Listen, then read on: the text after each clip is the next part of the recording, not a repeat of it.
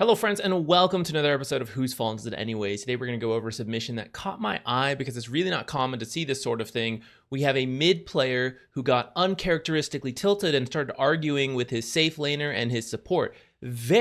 Very strange to see in Dota. So I thought we could go through some of the arguments you guys had and figure out who's in the right, who's in the wrong. Starting with your hero pick for the mid lane, they did not like it. They're like, why are you picking that? You're going to lose us the game. It's garbage. And you have to go, well, trust me on this. I'm good with this hero. It may look a little weird, but just believe in me, I can do it, but you always gotta be careful of this sort of thing because like pub players will get tilted if you do weird stuff. And so like picking tiny mid, totally normal. I don't know what they're on about. Tiny, so if you're watching this in the future, patches, all that, Tiny at this time is broken with crash landing. He is one of the most contested heroes in like the pro scene right now. He is extremely successful in pubs.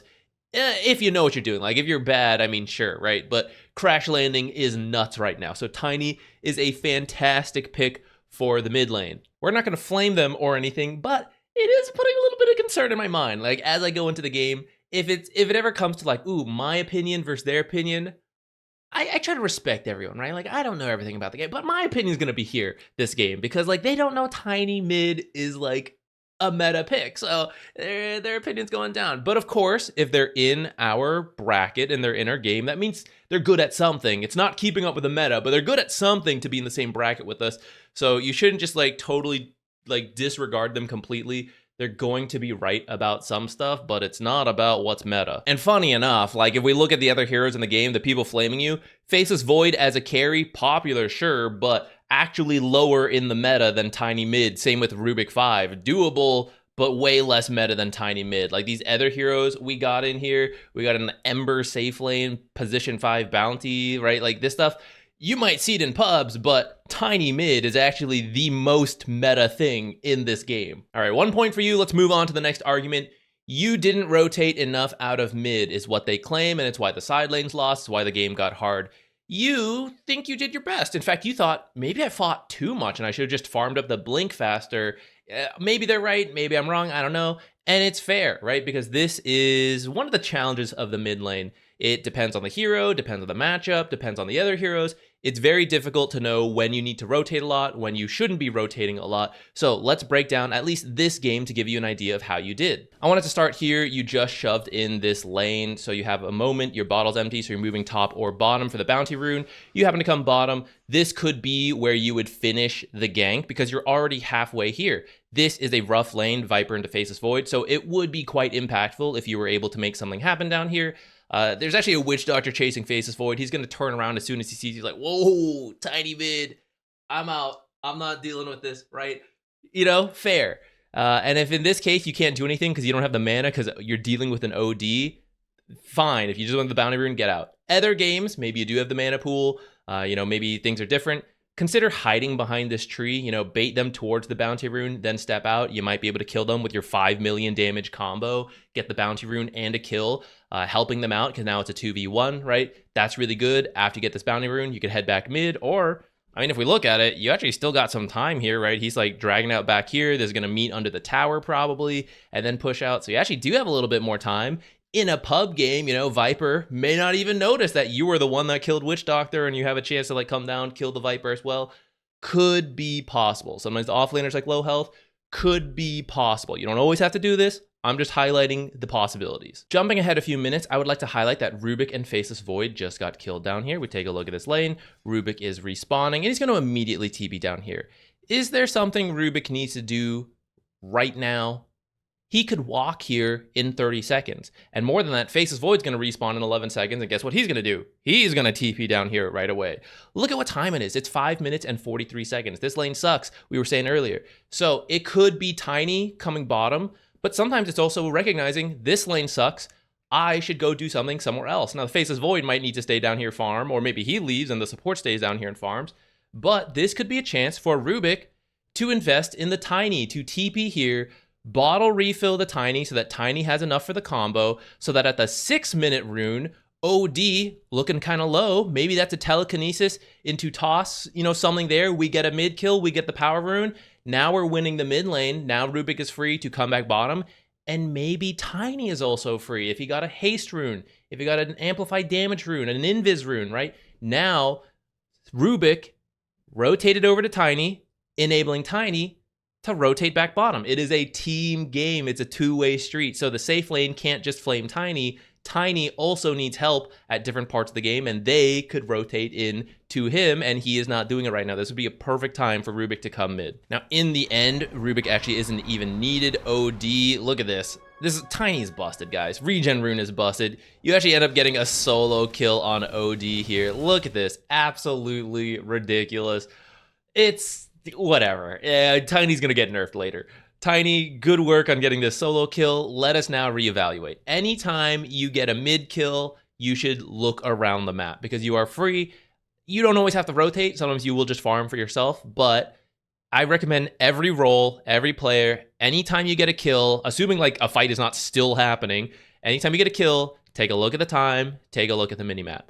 Let's go break this down. Your lane, these creeps, right? They were following you originally. They walked in their tower. This is about to shove out, and there's no creep wave here. It's 629. The next creep waves are about to spawn. You're not going to make it here in time. These creeps are going to die. Maybe you get XP from the range creep. It's not a huge deal. So you don't need to come back mid. These are going to go die to the mid lane, and you have like till 45-ish seconds before the next creep wave meets in the mid lane. It's 6.5 minutes, which means you have some options. You killed him over here, which means potentially you could continue sneaking your way over here. Go for the Wisdom Rune steal. If a Witch Doctor comes to try to get the Wisdom Rune, you kill Witch Doctor with your 5 million damage combo, and you get the Wisdom Rune steal, right? Hugely impactful rotation. There's actually a stacked camp here. You still have the Regen Rune running. You could pop your Soul Ring in a few seconds, just steal part of this stack, if not all of it. We take a look. We move our camera. Oh my, Viper practically dead. So you could just walk down here, pop through the trees, combo kill the Viper. This lane that sucks, right? You could make a big difference here by recognizing I'm free for a moment from the mid lane. What are my options? I take a look, and those are some pretty good options. I could consider doing them. Now, sometimes you won't have it. They'll be full health. It's not the right time for like a Wisdom Rune steals, blah, blah, blah, whatever. And that's fine. You could just come back to the mid lane like you did. But this is a case where you could have moved around, and you kind of see what you do, right? You're like, okay, you know, we're kind of farming this. But prior to hitting that creep, you see this is under tower, right? You might have missed one creep, but most of them would have lived and they would have pushed out. It's like 7 minutes, right? So you had time for like the Wisdom Rune steal, TP back, you'd get like 3 creeps, right? You'd kill Witch Doctor, right? That's kind of worth it compared to one melee creep, isn't it? You actually managed to solo kill OD again. You're seriously overperforming in this lane. So this is fantastic. Same habit. Take a look at the time. Take a look at the minimap. 7:51. Power runes are coming up. Where you want to stand depends on the game. Sometimes it's based on vision, where you feel safe. Other times you should consider, what side do I hope to gank if I get a lucky rune? Top, full health Ember, maybe close to 6, maybe not. I don't know.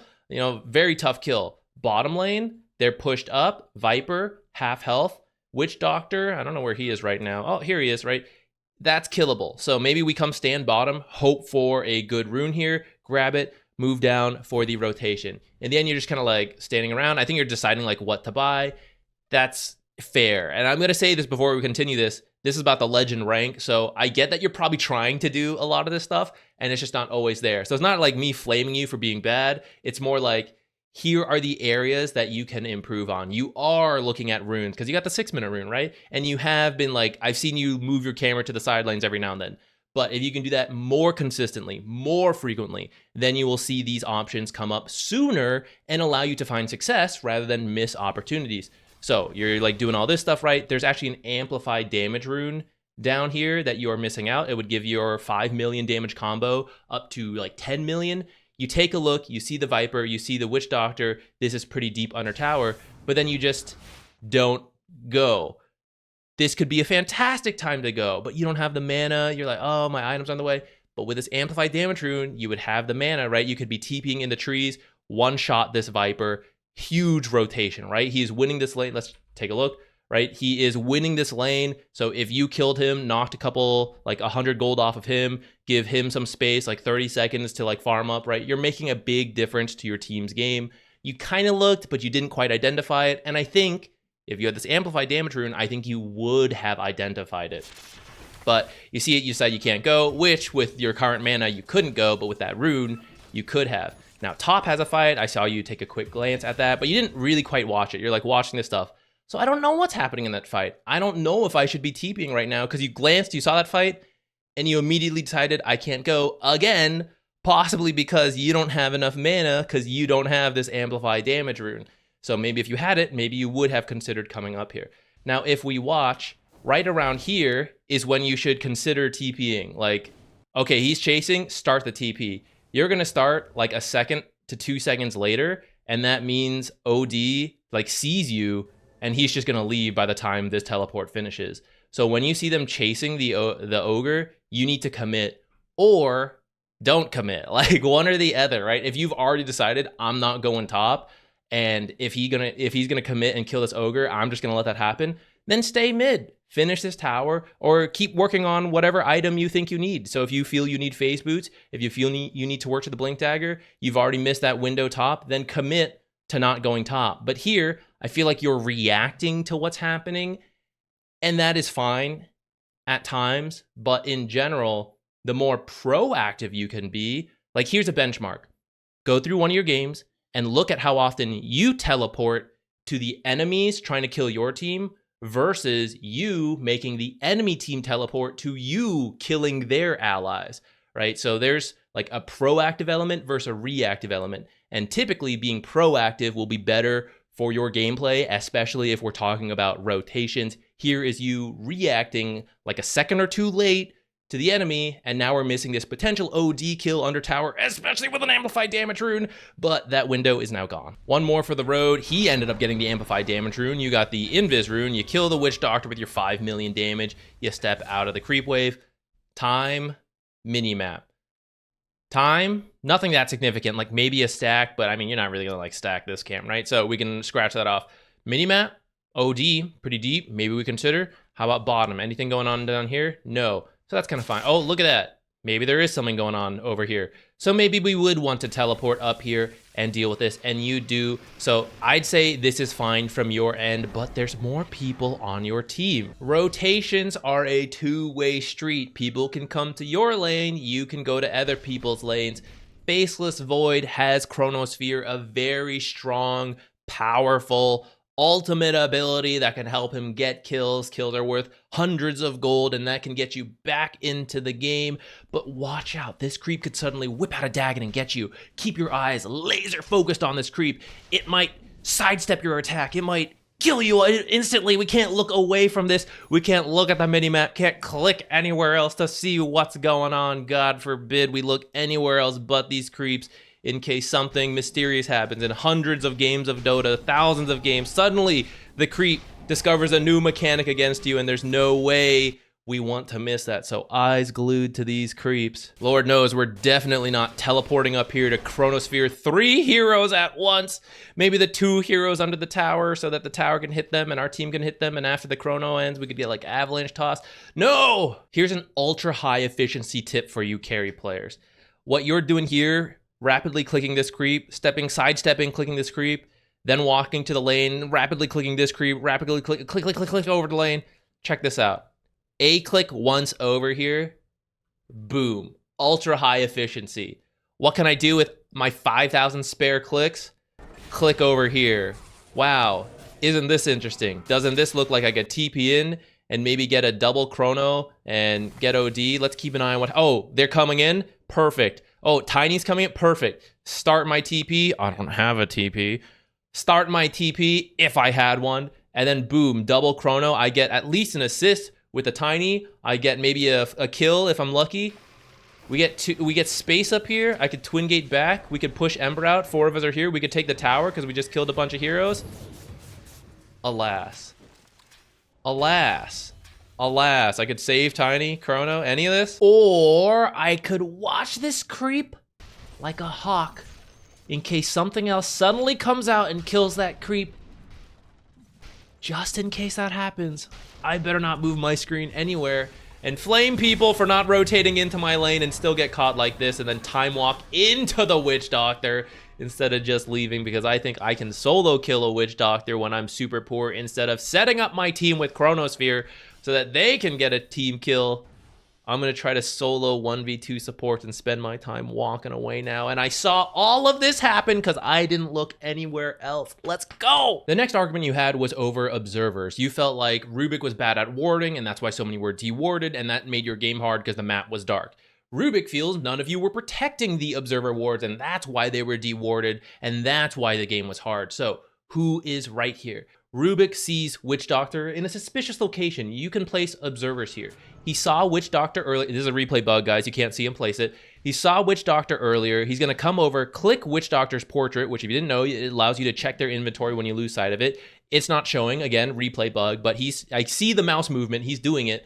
So earlier, he saw Witch Doctor had an observer ward. Here, he sees Witch Doctor in a possible place to place an observer, and the observer is now gone out of the inventory. So he connects the dots, drops a sentry, and gets this D-ward. This is great. You want to be trying to do this all the time. I know it's hard to constantly click the enemy's inventory, but it's fantastic. So the next high-level decision-making is to understand this works both ways. I D-warded an observer. That means I am literally in their vision. He can click me and see what is in my inventory, and I have an observer. So if I place the observer and I show and he clicks me again, my observer will be gone and he can do the same thing I just did to him. Therefore, I will not place my observer, even though I started with it, and this is why you should really place them at the start of the game when it's still nighttime. Rush out, place your observers right away, and then come back to the lanes. If you wait for the lanes to start, it is daytime and it's much easier to be seen, especially if you just dewarded them. You have to now hold this observer until some opportunity arises that you can place it in a way that is not super obvious to avoid it being dewarded. Or I could place it on the most obvious warding spot in the lane and immediately charge into the lane to attack the Witch Doctor. So the issue I want to highlight here is one-way thinking. Rubik is actually showing some good warding skills here. He's like clicking the opponents, checking them, right? Stuff like that. That's good to do. That's a habit you should keep if you want to continue climbing. But you got to know it goes in the other direction. He can do it too. So you have to start thinking about what information am I showing to the enemy team? Am I placing observers in their vision? Am I immediately showing to the enemies such that if they were clicking me, they would have a very good idea of where I place an observer and they could deward me, right? You have to think in both directions. What do I want to do? What do they want to do? And that is what separates really good Dota players. It's not just learning about the game and things you should do. It's learning about things the enemy needs to do and then how that all connects and interacts. Or it's straight disrespect. It's like, these guys are garbage. They're shit. They're never going to do any of this stuff because they can't do anything right. It's a miracle they managed to even join a Dota game, right? They're such trash. I can do whatever I want and they'll never deal with it. That will work against actually bad players, where that's a really harsh way to put it, but it's kind of true, where it's like, yeah, they're bad. They're not doing good things, so they don't see this stuff. You beat those players with your lax habits. You get to good players and you get beaten, and they go map hackers, stream snipers. They bought their account. They're smurfing. Valve always does to me. Forced 50%, right? It's just your bad habits catching up to you, if that is the case. Now, I don't mean to project onto Rubik. I'm not saying all this, but there's definitely players out there who do this, right? And because you're being lazy and you're like, they're so garbage, they'll never rotate. I'll dive this tier 1. No one will ever rotate. And then they do, and they kill you. And you're like, this is so... you're tiny, you're not rotating enough, right? And you suddenly project and blame someone else when you were not respecting the opponent. It doesn't really matter what rank you are. You have to assume they're going to do the correct thing. And only after they show they're not doing the correct thing, then you can maybe start to push it a little bit. But if you don't start every game with respect, even if you hate the guy, even if you played like trash in the last game, it doesn't matter. He could suddenly turn it on in this game. He drank his coffee. He got into his gamer chair, whatever. He could start playing a lot better now. And if you disrespect your opponents, you're just going to like bounce back and forth, where like sometimes I play well versus bad opponents and then I play poorly versus good opponents.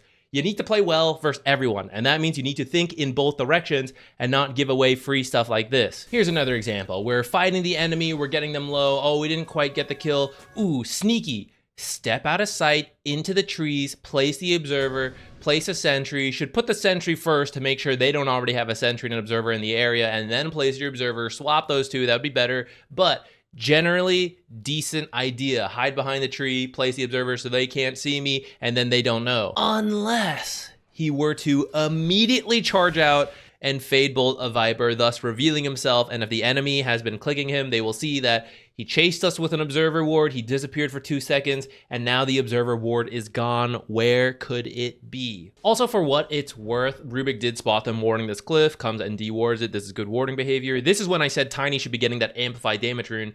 Rubik sees Witch Doctor, still chooses to run this way, which is going to run into the Witch Doctor. You also have to consider that when you're dewarding, you are again under vision, and if they want to punish you, right, they're coming over this way. And Rubik is trying to like get to the lane because he thinks it's safety. He sees these creeps, but it's not safety if they can just kill you, which is what happens. So if he had actually ran to the left, especially now that he sees Witch Doctor, then he would be fine. He wouldn't have run into the Maledict range. He would not have turned around, tried to throw Witch Doctor here. Like, there's some imperfect pathing from Rubik that is what gets him killed. Like, he's had multiple chances to simply run to the left and he would live. And then like, Tiny's not rotating to my lane. Yes, we highlighted Tiny could have come in this situation and gotten a kill if Tiny had played better.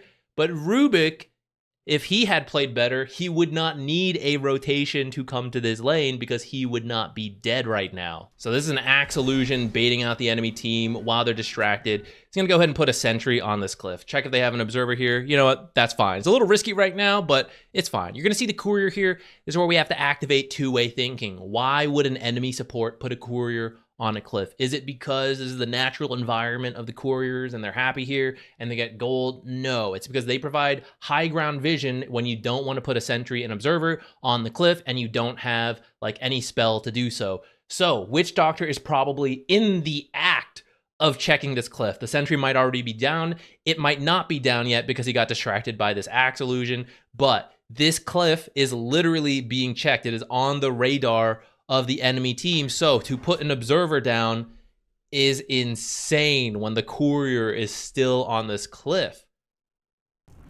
It is no surprise, right, that Witch Doctor then comes over, he's done with the axe. Like, whoa, look at that, fantastic. 2, right? Now Rubik's gonna try to defend this, as you should typically defend your cliff wards, but to give your team 0 seconds to react and then be upset that they are not helping you provide protection for this cliff ward, whose fault is that really? Also, this cliff ward doesn't really make sense. The tier 1's down. Like, what is going on in this area? It's not really worth putting a cliff ward at this time, but especially underneath the courier in the middle of all this. So they're going to get the D ward, and we're immediately going to go for the Omega Brain play of rewarding the exact same spot we just got dewarded. Now, I'm up for this, guys. It's a 5D chess move as we trip over our shoelaces trying to get to our like virtual 5-dimension chessboard. You have to wait for the courier to leave, and you can't start with an observer because what if Witch Doctor put an observer on the cliff? You have to place the sentry first to make sure there's nothing on the cliff, providing vision for the sentry that I know exists to then see my ward. And I also need to wait more than 1/3 of a second for the courier to leave, lest the exact same thing that just happened happen again. He's gonna put the observer sentry combo, and Witch Doctor. Did I just see another one? Guys, I think he put it. Oh my God, there's another one. It was the edge of greatness. Like I'm open to this idea. But you gotta wait. You gotta wait to make it happen. So he's gonna try to defend it on his own. None of the team is here. We're gonna lose another observer in a second. Witch Doctor, he's left the courier there. And at this point, I mean, what else is there to say? But like, this stupid useless Tiny is not defending my observers. Let's get back to warding in a moment. You also had a complaint that your teammates were missing spells, which are kind of messing up the opportunities to take team fights. So Let's see if that's true. You grab a haste rune, you rotate down here because you know 5 million damage is enough to kill Witch Doctor. You make your way over. Boom, here's the combo. You actually toss the Witch Doctor instead of tossing something onto the Witch Doctor, which is why you don't get as much damage, but kind of understandable because there's not really something like right here. Now Faceless Void, boom, jumps in. Fantastic. He didn't rotate earlier, so he has Chronosphere. Now, when diving an enemy tower as a Faceless Void, you want to catch the tower in the Chronosphere because it prevents the tower from shooting. You also would like to allow your teammates to hit in the Chronosphere. And Tiny being a melee hero, that's not that easy, but I'm pretty sure a spot, say, right around here, should do the trick. We would catch the tower, any rotations like teleports in, they'd probably get caught. We'd catch both enemy heroes, and Tiny should be able to hit across the Chrono with the tree. So here, we've caught the Tiny in the Chrono. Now we have caught both enemy heroes, but the tower is not in the Chrono, and we are standing underneath the Nether Toxin, I believe. Oh no, I guess it didn't go out yet. So he does get the Witch Doctor kill. He's tanking the tower the entire time. Oh, there's the Nether Toxin. Faceless Void taking a shitload of damage and going to barely live. 12 health. Probably takes no damage with a better Chronosphere. So in this case, yes, not a very good Chronosphere. This Chronosphere is fine. This Chronosphere is not fine. We can see that he time walks in. He's casting it right here. The cast distance could be like about here, in which case he'd catch 4 heroes and possibly not catch his axe in it. It is a little close. Maybe axe still gets caught, but he could probably get 4 heroes. So should he be going for this Chrono when Ogre is dead? I guess like Tiny and Rubik are kind of here, but Faceless Void is, I don't know, is he going to kill all these heroes on his own? Yeah, maybe, maybe not. Who cares? The point is, the placement, not very good here, and it actually just leads to him being killed in a moment. There it is. Now, there's a high ground ward over here that Witch Doctor's now going to, again, use his little courier trick to check. Should we be defending this? We could argue yes, I would say. If the team was ready and had, like, every hero together, 5 people, smoke up, we even have, like, the Death Ward, this could be a case where the team should defend this observer. It's not really recently placed. It's kind of an old observer, so if it gets killed, it's not the worst, especially if your team is not ready to fight.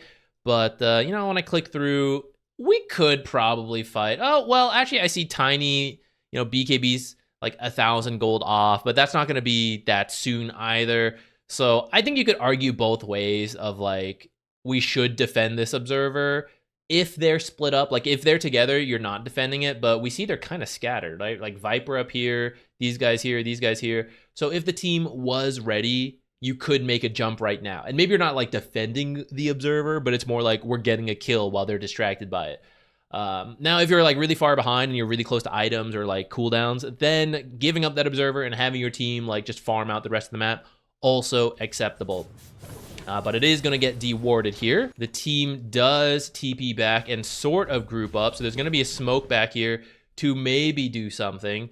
But someone acts, Blink Blade Mail. He is not in the smoke. So this is where perhaps we're going a little bit too soon. Rubik going to try his sneaky trick again of placing an observer on the cliff. I am okay with this one, but it really means like you've got to get a fight going here.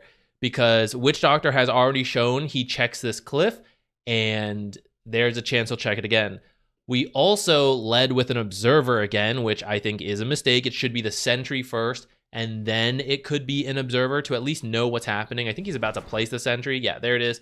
So Witch Doctor actually did not place anything on the cliff, but you don't know that, which is why you got to start with the sentry. But off this, we could potentially fight. Tiny is literally in the act of it. Hey, Witch Doctor, what's up? But is this the time, Tiny? You should not be jumping right away, even though it maybe looks good, because guess what? Axe is back here. Faceless Void's back here. So as your avalanche ends now, who is there to follow up? He's still running in. He's still running in. So you need to have a little bit more patience before you start this fight, regardless of like this stuff. Like the Rubik warding. This ward actually does help provide vision for this fight, which is why I'm okay putting this cliff ward, and it will need to be protected later, especially if the enemy had known you placed it. But because this fight is happening now, I'm open to it. I'm fine with it, but you can't jump. You have to wait like 2 more seconds. Now, if you made that exact same jump, as Avalanche ends, Axe gets the blink call onto 3, and then as that ends, Faceless Void jumps in and uses Chronosphere. Because that doesn't happen, Axe's his blink gets canceled, I think by like a sleight of fist or something. Very unfortunate, but this is Axe missing his spell, which is maybe something you notice, a bit unfortunate. Then we do have the Chronosphere coming here in a moment. Let's see how he does. There we go. So jumps in, catches 3. On paper, not too bad, especially because he catches a very elusive hero like Ember, and he catches the Viper, who would just try to, like, typically Viper strike the Faceless in the Chrono. But Faceless, or Viper Strike's actually down, and he does not catch the OD, who has Astral, which is one of the hardest counters to Chronosphere. He also catches the Tiny, but to be fair, it's at the very edge, so I won't blame him too much on that. But this Chronosphere actually needs to secure the OD more than anyone else. So I would call that like a miss on prioritization. And because of that, right, OD's just like whacking away. There's the Astral counter. Does get killed by like a multicast, and this fight actually does end up working out.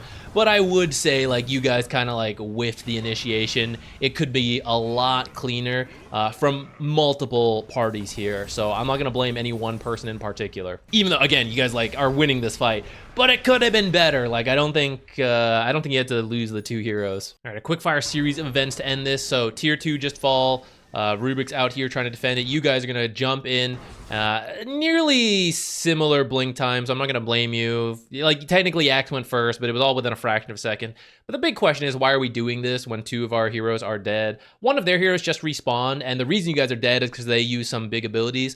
So I kind of get what you're fighting for. At the same time, you know you're behind this game. Well, maybe you don't. Maybe you have the wrong read on it, but you guys are 10k behind at this point. You should have a feeling that you've been losing fights, right? You're losing maps, so you should know you're behind. Do we need to fight outside the base? There are times for that, but this game, right, you actually have really good high ground between your toss back deep into the base. There's like the Chronosphere, the AoE call.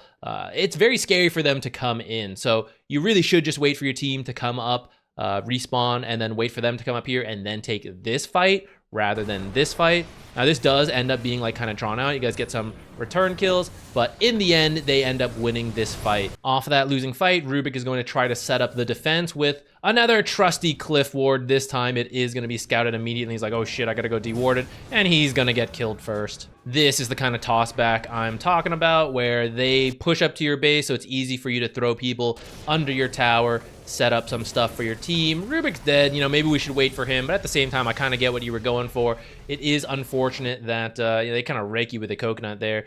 Faceless Void, time to jump in, triple man Chrono, get a huge Viper. Got the Viper.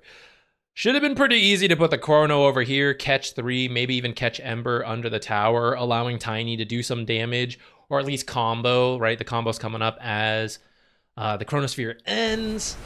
Is this the final nail in the coffin? It's certainly not helpful. You try to throw someone into the Chrono, you know, that's cool. You guys end up losing here.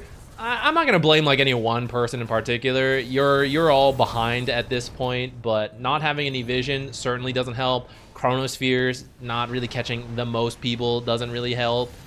You not waiting like earlier doesn't really help, you know? So the end sequence, I think everyone involved in this argument is a bit to blame. Things could be going better. So in the end, I was not joking. It is rare to see a mid laner get tilted and fight with the carry and the safe laner. The crazy thing is that the mid laner was right, in my opinion here.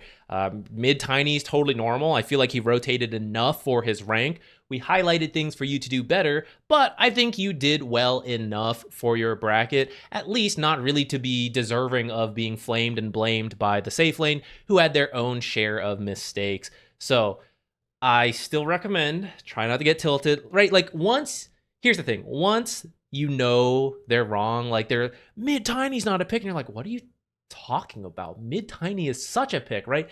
At that point, whatever they flame you for, don't really let it get to you, because they don't know what they're talking about if they don't think mid Tiny is a legitimate pick, right? So you can listen to it depending on your capacity to deal with, you know, various toxicity levels in Dota. If you want to potentially hear legit feedback, which it seems like you did, you were trying to take into account, like, They flame me for rotations. Is there truth in that? That's good. That's a good learning mindset. But try not to get angry and yell back at them, because that will never help. So just start to mute them. Once you have that idea, mute them. Come to me with the submission here. We'll help you out at that front, but don't add into the toxicity. Besides that, I hope what we talked about for you will give you some ideas on things to improve on. So that's it, I guess. Thank you for watching, guys. I hope you enjoyed this episode. It might be a bit of a longer one, I suspect. I don't know. I haven't edited it yet.